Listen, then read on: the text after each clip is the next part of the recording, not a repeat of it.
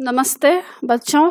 आज मैं आप लोगों को क्लास 7 बाल महाभारत के तहत चौसर का खेल व द्रौपदी की व्यथा के बारे में पढ़ेंगे और साथ में आप लोगों के एग्जाम के लिए इसमें प्रश्न उत्तर भी रहेगा। और इससे पहले बच्चों मैं बहुत सारा टॉपिक्स बाल महाभारत का बना चुकी हूँ और क्लास 7 बसंत का बहुत सारा चैप्टर मैं पढ़ाई हूँ, जो कि बहुत ही आसान रूप से पढ़ाई हूँ। उसको आप लोग ज़रूर देखिएगा। उसको देखने के लिए आप ऊपर दिए गए आई बटन पर क्लिक करके देख सकते हैं, या नीचे दिए गए डिस्क्रिप्शन बॉक्स में देख सकते हैं, या प्लेलिस्ट में जाकर देख सकते हैं। और आप मुझे इंस्टाग्राम, फेसबुक और ट्विटर पर भी फॉलो कर सकते हैं। तो अभी हम लोग जानते हैं चौसर का खेल व द्रौपदी की व्यथा। विदुर धृतराष्ट्र के निर्देश पर इंद्रप्रस्थ गए और वहां युधिष्ठिर से कहा कि हस्तिनापुर में खेल के लिए एक सभा मंडप बनवाया गया है। तो अभी क्या हुआ, विदुर जो है धृतराष्ट्र के निर्देश पर, धृतराष्ट्र जो उनको बताए कि इंद्रप्रस्थ आपको जाना है, तो वे क्या गए, इंद्रप्रस्थ गए और वहां युधिष्ठिर से कहा कि हस्तिनापुर में खेल के लिए एक सभा मंडप बनवाया है, उसे देखने और चौसर खेलने के लिए महाराज धृतराष्ट्र ने आपको बुलाया है। तो युधिष्ठिर ने चौसर के खेल को बुरा बताते हुए उसके विषय में विदुर की राय जाननी चाहिए। तो मतलब जब उनके पास विदुर गए धृतराष्ट्र के निर्देश पर युधिष्ठिर के पास कि वहाँ हस्तिनापुर आप चलिए और वहाँ पर खेल का मंडप बनवाया गया है, खेल के लिए वहाँ एक सभा मंडप बनवाया गया है और आपको बुलाया गया है। तो सबसे पहले युधिष्ठिर को इस बात से बुरा लगा और विदुर से बोला कि ये बात आपको अच्छा लगता है। तो वे राय जानना चाह रहे थे कि विदुर क्या कहना चाह रहे हैं। तो विदुर बोले, यह तो किसी से छिपा नहीं है कि चौसर का खेल सारे अनर्थ की जड़ होता है। तो यहाँ पर विदुर तो कभी भी गलत नहीं बोलते थे, जो भी बोलते थे सबको सच्चाई ही बोलते थे। इसलिए विदुर बोले कि यह किसी से भी छिपा नहीं है कि चौसर का जो खेल होता है वह बहुत ही अनर्थ, सारे खेल के सारे अनर्थ का जड़ होता है। चौसर का खेल मतलब अच्छा नहीं होता है। मैंने तो भरसक कोशिश की थी कि इसे ना होने दूं, किंतु राजा ने आज्ञा दी है कि तुम्हें खेल के लिए न्योता दे ही आऊं, इसलिए आना पड़ा। अब तुम्हारी जो इच्छा हो करो।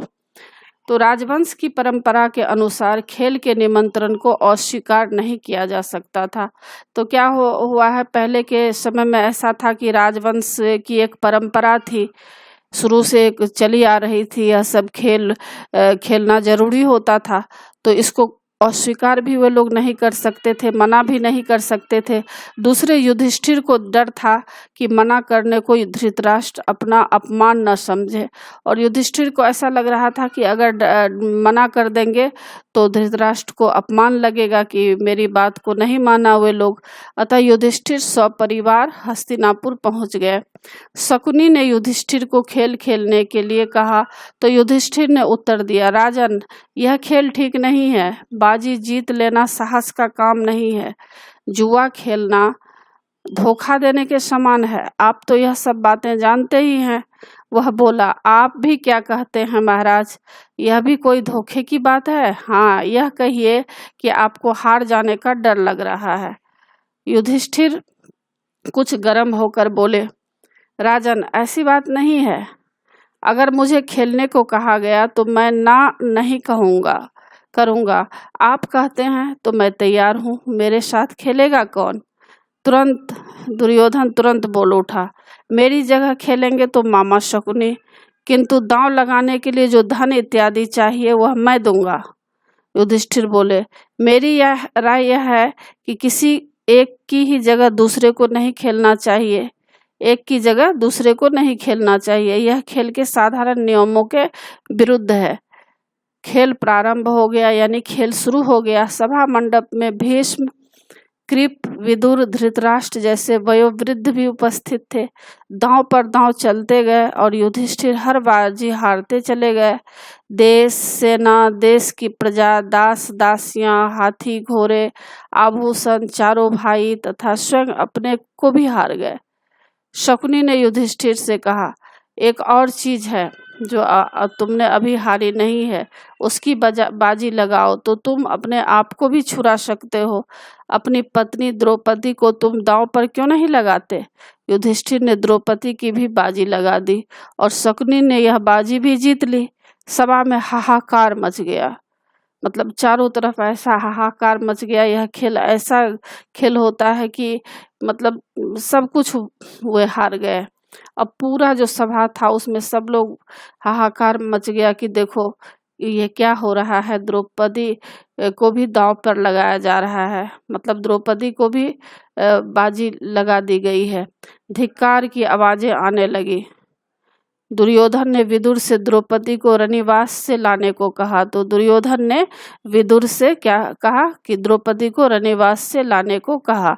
विदुर बोले, मूर्ख, नाहक क्यों मृत्यु को न्योता देने चला है? अपनी विषम परिस्थिति का तुम्हें ज्ञान नहीं है? दुर्योधन को यों फटकारने के बाद विदुर ने सभासदों की ओर देखकर कहा, अपने को हार चुकने के बाद युधिष्ठिर को कोई अधिकार नहीं था कि वह पांचाल राज की बेटी को दांव पर लगाए। विदुर के इस व्यवहार के बाद दुर्योधन ने प्रतिकामी को रनिवास में भेजा। उसने द्रौपदी से कहा, द्रुपद राज की पुत्री चौसर के खेल में युधिष्ठिर आपको दांव में हार बैठे हैं। आप अब राजा दुर्योधन के अधीन हो गए हैं। राजा की आज्ञा है कि अब आपको धृतराष्ट्र के महल में दासी का काम करना पड़ेगा, यानी नौकरानी का काम करना पड़ेगा। मैं आपको ले जाने के लिए आया हूँ। प्रतिकामी ने सभा मंडप का सारा हाल भी द्रौपदी को सुना दिया था कि किस तरह से एक एक करके सारी बाजी को पांडव हार गए थे। द्रौपदी ने कहा कि हारने वाले खिलाड़ी से जाकर पूछो कि वह पहले अपने को हारे थे या मुझे। प्रतिकामी ने यही बात सभा में कह दी। दुर्योधन ने कहा, उससे कहो कि स्वयं ही आकर अपने पति से यह प्रश्न पूछे। द्रौपदी ने जाने से मना करते हुए कहा कि यदि युधिष्ठिर उत्तर नहीं देते हैं तो सभा में जो सज्जन बैठे हैं उनका उत्तर आकर मुझे बताओ कि वे लोग क्या कहना चाहते हैं।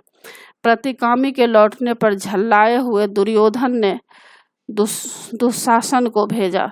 दुशासन द्रौपदी के बाल पकड़कर घसीटता हुआ द्रौपदी को सभा भवन में ले आया। इस दृश्य को देखकर धृतराष्ट्र के पुत्र विकर्ण ने कहा, उपस्थित वीरों, सुनिए, युधिष्ठिर को धोखे से बुलाकर न्यायोचित खेल नहीं हुआ है। द्रौपदी को दांव पर लगाने का युधिष्ठिर को अधिकार ही नहीं है, क्योंकि वह पांचों पांडवों की पत्नी है। दूसरे, युधिष्ठिर जब खुद हार गए तो द्रौपदी पर बाजी लगाने का अधिकार उनको नहीं रह गया। तीसरे, शकुनी ने उनको ऐसा करने के लिए उकसाया था। अतः यह सारा खेल नियम विरुद्ध है। द्रौपदी नियम पूर्वक नहीं जीती गई है। विकर्ण के भाषण से भ्रम का पर्दा हटा, सभा में कोलाहल मच गया। यह सब देखकर कर्ण ने क्रुद्ध होकर कहा, विकर्ण, अभी तुम बच्चे हो, सभा में इतने बड़े बूढ़ों के होते हुए तुम कैसे बोल पड़े? तुम्हें यहाँ बोलने और तर्क वितर्क का कोई अधिकार नहीं है। इस मध्य दुशासन द्रौपदी की साड़ी खींचने लगा। ज्यों ज्यों वह खींचता गया त्यों त्यों वस्त्र भी बढ़ता गया। अंत में खींचते खींचते दुशासन की दोनों भुजाएं थक गई। हाँफता हुआ वह थकान से चूर होकर बैठ गया। दुशासन की इस हरकत को देखकर भीम ने भरी सभा में प्रतिज्ञा की कि मैं इस दुरात्मा दुशासन की छाती को चीरकर ही दम लूंगा। इन सब लक्षणों को देखकर धृतराष्ट्र समझ गए कि यह सब ठीक नहीं हुआ है। अतः उन्होंने द्रौपदी को सांत्वना दी और युधिष्ठिर का राज्य लौटा दिया। इसके बाद पांडव द्रौपदी सहित इंद्रप्रस्थ के लिए विदा हो गए। दुशासन और शकुनी के उकसाने पर दुर्योधन ने धृतराष्ट्र को इस बात के लिए मना लिया कि पांडवों को एक बार और खेलने के लिए बुलाया जाए। युधिष्ठिर ने पिछली घटना से दुखी होते हुए भी न्योता स्वीकार कर लिया। इस बार खेल में यह शर्त थी कि हारा हुआ दल अपने भाइयों के साथ 12 वर्ष का वनवास करेगा तथा उसके उपरांत 1 वर्ष अज्ञातवास में रहेगा। यदि इस 1 वर्ष में उनका पता चल जाएगा तो उन सबको 12 वर्ष का वनवास फिर से भोगना पड़ेगा। इस बार भी युधिष्ठिर हार गए और पांडव अपने किए वायदे के अनुसार वन में चले गए। तो बच्चों, आप लोग ये जो है सारांश समझ गए होंगे। सारांश किस तरह से चौसर के खेल के लिए यानी जुआ के खेल के लिए किस तरह दुर्योधन जो है इसमें पांडव का किस तरह से अपमान किया है, तो इसके बारे में आपको जानकारी मिल गई होगी। अब एग्जाम के लिए प्रश्न उत्तर मैं पढ़ाती हूँ। इसमें कुछ शब्दार्थ भी दिया हुआ है जो कि कठिन वर्ड है, तो आप इसको याद कर सकते हैं। इसमें पहला प्रश्न है, चौसर का निमंत्रण देने वाले विदुर से युधिष्ठिर ने क्या कहा? तो इसका उत्तर है, युधिष्ठिर ने कहा, चाचा जी, चौसर का खेल अच्छा नहीं है, इससे आपस में झगड़े पैदा होते हैं। समझदार लोग उसे पसंद नहीं करते हैं, लेकिन इस मामले में हम तो आप ही के आदेशानुसार चलने वाले हैं, यानी आप जो आदेश देंगे उसी के अनुसार हम चलेंगे। आपकी क्या सलाह है? मतलब आप क्या सलाह देना चाहते हैं? दूसरा प्रश्न, खेल के बुलावे पर युधिष्ठिर ने शकुनी से क्या कहा? उत्तर, युधिष्ठिर बोले, राजन, यह खेल ठीक नहीं है। बाजी जीत लेना साहस का काम नहीं है। जुआ खेलना धोखा देने के समान है। आप तो यह सब बातें जानते ही हैं। तीसरा प्रश्न, युधिष्ठिर चौसर के खेल में क्या क्या हार गए? उत्तर, युधिष्ठिर चौसर के खेल में देश, सेना, देश की प्रजा, दास दासियां, आभूषण, चारों भाई, स्वयं अपने आप को एवं अपनी पत्नी द्रौपदी को भी हार गए। चौथा प्रश्न, प्रतिकामी की बात सुनकर द्रौपदी ने क्या उत्तर दिया? उत्तर, द्रौपदी प्रतिकामी से बोली, रथवान, जाकर उन हारने वाले जुए के खिलाड़ी से पूछो कि पहले वह अपने को हारे थे या मुझे।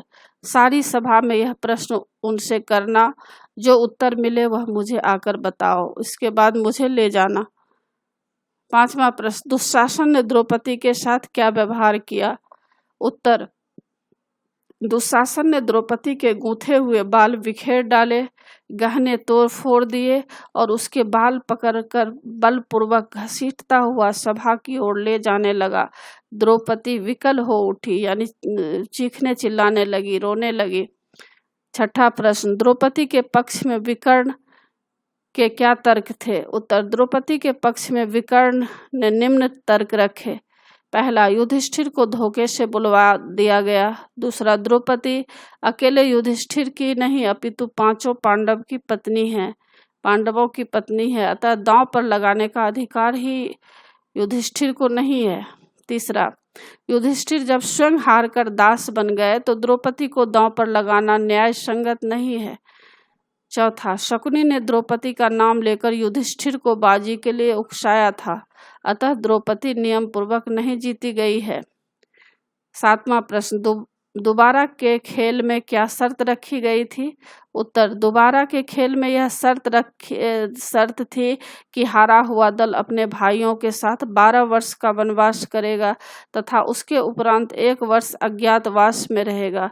यदि इस 1 वर्ष में उनका पता चल जाएगा तो उन सबको 12 वर्ष का वनवास फिर से भोगना होगा। अब बच्चों, इसमें बहुविकल्पी प्रश्न उत्तर है जिसको ऑब्जेक्टिव प्रश्न उत्तर बोलते हैं। एग्जाम में ऐसा आपको ऑप्शन दिया जाएगा, 4 ऑप्शन में से 1 ऑप्शन सही रहेंगे, तो इसको इस तरह आप लिख सकते हैं। पहला प्रश्न है, चौसर के निमंत्रण पर युधिष्ठिर ने विदुर से क्या कहा? तो इसका उत्तर है घ, दिए गए सभी। दूसरा, खेल के बारे में युधिष्ठिर ने शकुनी से क्या कहा? इसका उत्तर क है, जुआ खेलना धोखे देने के समान है। तीसरा, युधिष्ठिर सब कुछ हारने के बाद क्या विशेष हार गए? इसका ख उत्तर है, द्रौपदी। चौथा, द्रौपदी को बालों से किसने खींचा? इसका उत्तर है क, दुशासन। पांचवा, दोबारा के खेल में हारने वाले के लिए क्या शर्त रखी गई थी? इसका उत्तर है 12 वर्ष, ख का 12 वर्ष का वनवास व 1 वर्ष का अज्ञातवास। तो इसके साथ ही बच्चों पाठ की समाप्ति होती है। आशा है आप लोगों को समझ में आ गया होगा। एग्ज़ाम के लिए अच्छी तरह तैयार कर लीजिएगा। और बच्चों आप मेरे चैनल देवज नागरी को ज़रूर सब्सक्राइब कीजिएगा और सब्सक्राइब के बगल में बेल आइकन बटन है, उसे क्लिक कीजिएगा, लाइक कीजिएगा और शेयर कीजिएगा। कमेंट्स ज़रूर कीजिएगा कि आपको यह पाठ कैसा लगा। नए पाठ के साथ फिर मैं मिलूँगी बच्चों। धन्यवाद।